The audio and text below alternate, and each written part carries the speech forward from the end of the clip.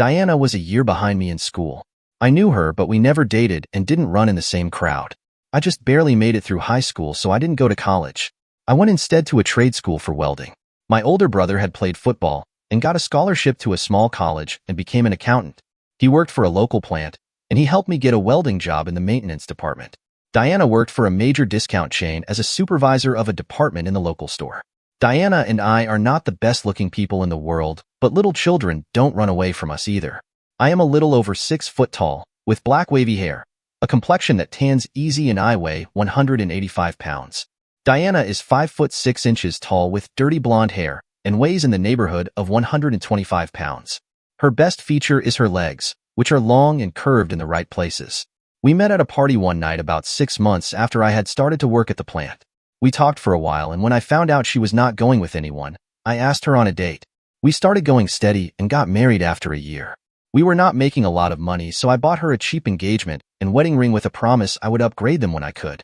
Our sex life started 3 months after we met and was good and got better with time. We had sex almost every day, and most weekends it was 2 or 3 times. We did BJ, other style, and about anything except backdoor. Diana told me she would never do that, not to even try.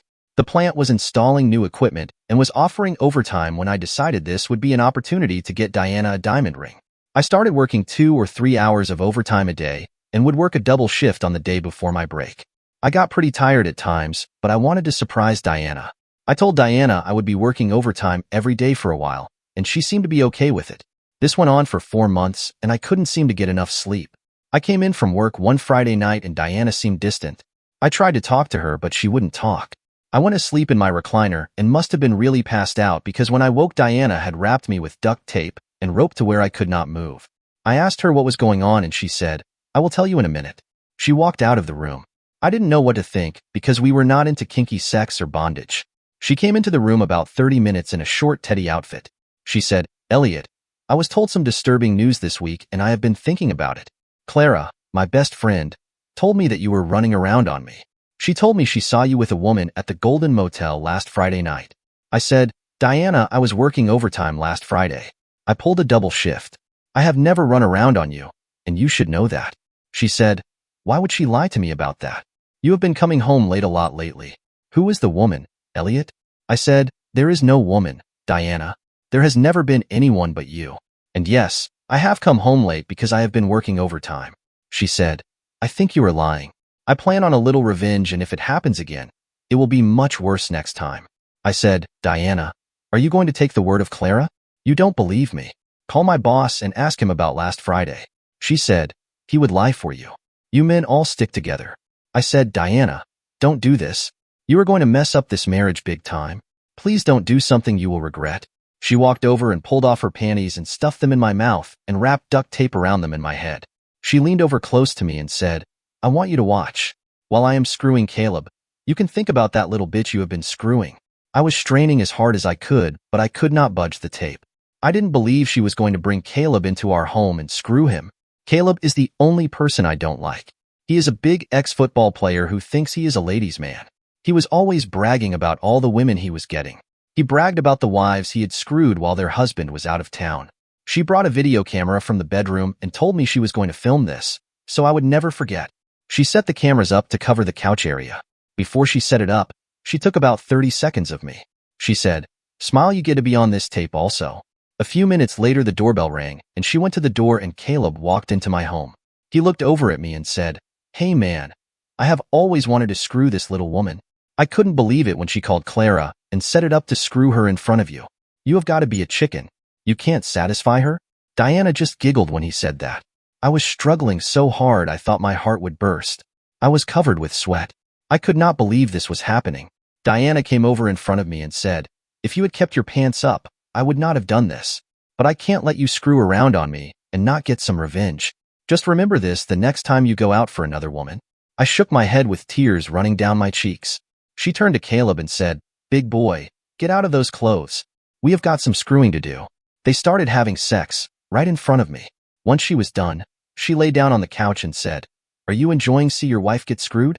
You might as well enjoy it because I am. He is going to screw me until I scream." I thought I would throw up, but I knew if I did, I would drown in my own vomit. I managed to keep it down. They lay quiet for a few minutes and I heard them get up. Diana went in the kitchen and brought a glass of water over in front of me. She said, "I will give you a drink of water, but you are not to speak. If you say one word, I will put the gag back in your mouth." I drank the water, and as soon as I drained the glass, she shoved the gag back in and replaced the tape. She said, "I was only going to let him screw me one time, but he is so good and I am so turned on. We are going to the bedroom now. I will try to keep the noise down." I tried to not listen, but it was hard and Diana was screaming. I went to sleep after that, or passed out. I came to when they came back into the room and Caleb was dressed. Diana walked him to the door. She was walking like it hurt to do so. Caleb said something to her and she said, "No, this was the only time. Do not call me or come by. I will not see you again. You are a great, but this will not happen again. Good night." She walked over to me and said, "I am sorry you had to hear us, but I could not stop him. I am going to leave you like this. I will cut you loose in the morning. If you ever cheat around on me again, Elliot, I will bring 2 men here for you to watch. I hope you have learned your lesson. I am going to take the gag out of your mouth. Don't say a word, or it goes back in. I love you." She took the gag out of my mouth. My mouth was so dry I couldn't have said a word. As she left, she said, "I am going to sleep in the guest room. The bed is not in too good a shape in our room. I will let you loose when I get up. Night, baby." I had been working a tear into the tape close to my hand, and I kept working to get loose. After a couple of hours, I finally got one hand loose. I was so weak I could only go for a little while at a time. But I got loose as the sun was coming up. I walked into the kitchen and got the orange juice out of the refrigerator and started taking small sips. I wet a dish towel and cleaned myself as best as I could. I wanted to go to the guest room and beat the hell out of Diana, but I knew I would go to jail for that. I decided that it was time for me to get the hell away from here before I did something I would regret. I packed a suitcase and a box with as many clothes as I could get in them and got the other stuff I needed and got in my truck and left. I found the camera in the bedroom and took the tape. I figured I would have a use for it. I drove around for a while before I decided to go to my brother's. He was surprised to see me and said, "What is wrong with you? You look beat." I said, "Fix us some coffee. I have to talk to you. I need your help." As he fixed the coffee, I started telling him what happened. I told him about Clara telling Diana that she had seen me out with another woman last Friday night. He broke in and said, "You was working overtime last Friday." I said, "Let me finish." I told him how Diana had duct taped me to the chair and how Caleb had come over and what the two had done in the living room and then in the bedroom. He asked, "How did you get loose?" I told him about working until I got free. I told him I left after I got my clothes and some other stuff. I told him I had the videotape and I wanted him to put it in a safe place for me. As he was asking what I planned to do, Elaine, his wife, walked in. She looked at me and said, "Damn, Elliot, you look like you was rode hard and put up wet." Nathan told her what I had told him. She looked at me in disbelief. I told her I had the tape if she needed proof. Nathan cut in and said, "I think I would like to see enough of it to make up my mind about what is going on." We got our coffee and moved to the living room. I got the tape and gave it to Nathan. He put it in the player and rewound it and then pushed play. As it started, you could see me taped to the chair. Nathan fast-forwarded it until Caleb came on the scene.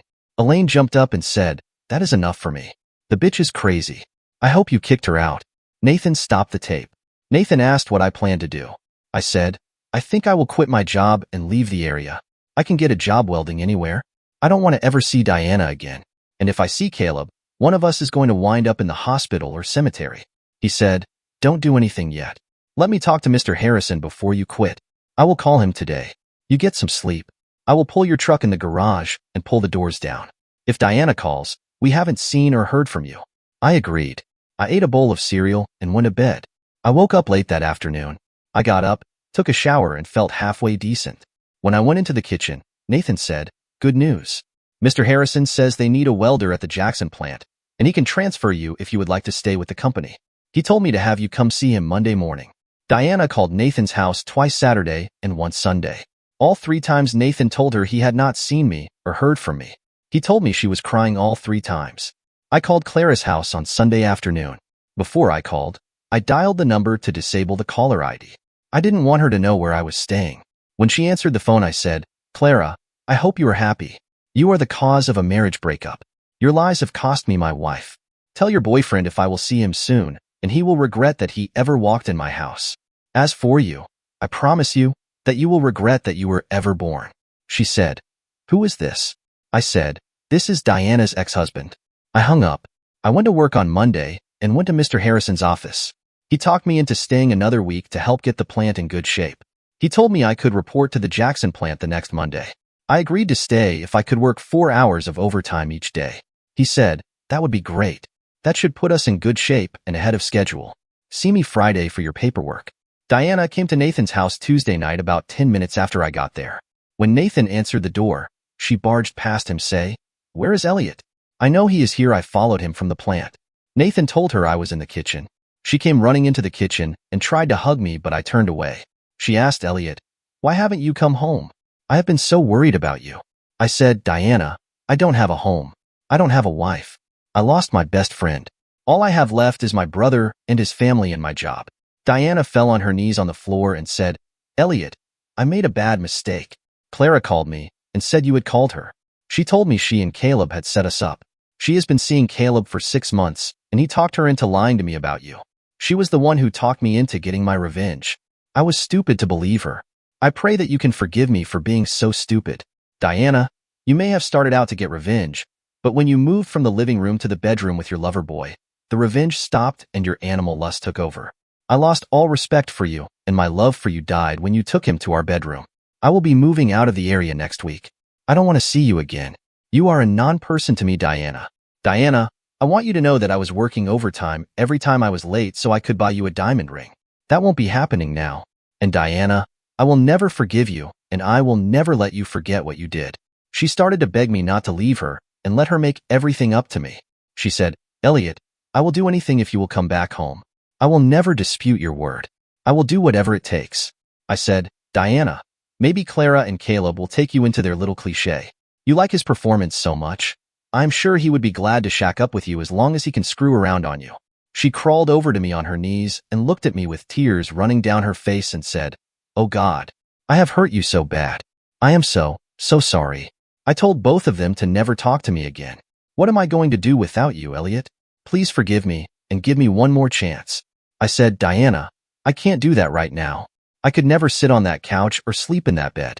In fact, I could never go back into that house where you tore the heart right out of my body. I want you to think about this. Think what it would have been like if I had done that to you. What if I had brought a woman into our home and made you watch us screwed her in front of you? You think of that for a while because it is going to be a long time before I can get it out of my mind." I asked her if she could quit lying to me for just one time. She looked at me and said, "Elliot, I haven't been lying to you. I really messed up. Please forgive me." I said, "Diana, you have been with Caleb before the other night. I don't know what you thought you two were doing, but that was not the first time for you. Did you really think I would just take all that shit and we would go on like nothing happened? Do you think I am that much of an idiot? Where were you last Friday night when I called and you didn't answer?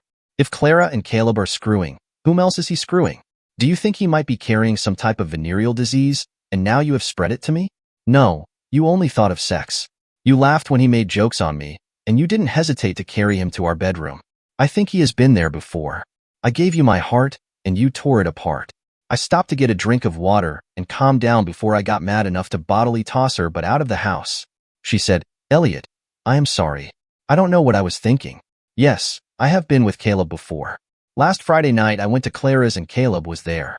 They cooked up this thing and I went along with it. Clara and I both screwed Caleb that night. I can only say that I am sorry." I said, "You tell Clara and Caleb that they better lay low and watch their backs because I will be after them eventually. I will be at the house tomorrow to get the rest of my stuff. I will pick it up while you are at work. I will leave my keys on the kitchen table. Whatever I leave you can sell, give away, or throw in the trash. The divorce papers are being drawn up now. My lawyer will be in touch. I took my name off the bank accounts. I took half out of each. You have had your revenge, Diana." I thought of my situation for the next few days. I finally came to the conclusion that they were not going to run me away from where I grew up. This was where I lived. Screw them all. If I moved, I would be a chicken. I talked to Mr. Harrison the next morning. He told me I could keep my old job and that he was glad I was staying. I told Nathan and Elaine of my plans, and they offered the use of their spare bedroom for as long as I liked. The next week I found a place outside of town on a little country road. It was 10 acres of land with a 2-bedroom trailer and a large building that looked like it had been a barn. I signed a rent-to-own deal with the owner and moved in with what little I had. I spent some of my overtime money to furnish the trailer. I had taken the videotape to my lawyer earlier. I got the tape back and told him I would bring him a copy. I made copies of the tape and sent one to Caleb's bosses. My lawyer had found out where he worked and gave me the address. I called Caleb's house when I figured he would not be home. A woman answered the phone and I asked for Caleb. She said, "Caleb is not here. I am his wife. Can I help you?" I said, "I have a tape of Caleb and my wife having sex. I thought I had better warn you. This may come out in the open." She broke in and said, "Oh my God. I don't know who you are. Why are you calling me?" I said, "Ma'am, I don't want to alarm you, but Caleb has been having sex with 2 people that I know of. I have a tape with him and my wife. I am going to turn it over to my lawyer. I can give you a copy, or you can get a copy from my lawyer. I thought that you should know. It may come up in the divorce proceedings." She was quiet for about 30 seconds and then she said, "I know he has been running around on me. Please have your lawyer call me. Would you give me your name?" I said, "You can get it from my lawyer." I took the tape back to my lawyer and asked him to call Caleb's wife and give her a copy of the tape. I went by Nathan and Elaine's house one afternoon to pick up some things I had left there. Elaine told me that she had heard Caleb's wife had kicked him out and was getting a divorce. He had lost his job and had moved away. Clara's husband had kicked her out and they were getting a divorce also. All of our divorces were final within a month of each other, according to the newspaper. About a month later, I was sitting in a restaurant eating supper. I had my back to the door, so I was surprised when these 2 women sat down in chairs at my table. It was Diana and Clara. Diana wanted to know what I was doing. I didn't say anything. She asked, "Would you like to take a couple of ladies to the club?" I replied, "Yeah. Tell them to come see me." She said, "We are sitting right here." I said, "I see 2 smelly street hookers. I don't see any ladies." They got up and left. I saw Diana had tears in her eyes. I decided I would start my own welding business in the building on my place. I cleaned up the building and got all my equipment installed. I was open evenings and weekends to start. It wasn't long before I had more than I could handle, so I quit the plant and went full-time. I was working long hours and had to hire 2 full-time and a part-time welder. I began to do contract work and wound up with 3 full travel crews. The plant went to contract and I got that deal. I didn't have much of a life outside work. One day 2 men came in to talk to me about a contract job. They wanted to go to a club for some drinks. I tried to get out of it, but I finally gave in. I don't drink, but I could buy for them, I figured. We had been at the club for a while when I saw Jack coming back to the table with Clara and Diana in tow. I didn't say anything. Jack said, "Hey, look what I found. Sorry I couldn't find one for you, Elliot. Maybe we can share." I got up and said, "I will see you tomorrow." As I left, Diana started walking by my side and said, "Why don't you stay for a while? You might enjoy yourself." I said, "No thanks. I have already seen you screw one man. I don't care to go through that again." She reached back like she was going to slap me. I said, "Do it. I promise I will kill you right here and claim self-defense." She did not move and I left. Jack came by the next day. He said, "I apologize. I didn't know that was your wife." I said, "Ex-wife. And don't worry about it. I had to get some permits from the courthouse, but when I got there, the clerk I had to see was gone on her lunch break." I sat down on the bench and in a few minutes a young boy came up to me and said, "Hi, my name is Ryan and I am this many old." As he held up his outstretched hand, I told him my name and asked if he wanted to get up on the bench. He nodded yes, so I reached down and sat him up. He pointed over to a gorgeous woman standing in line and said, "That is my mommy. Her loves me. Her is a good cook too. Her made me pancakes this morning. I drink all my milk. Her cries sometimes. It makes me sad. I play t-ball.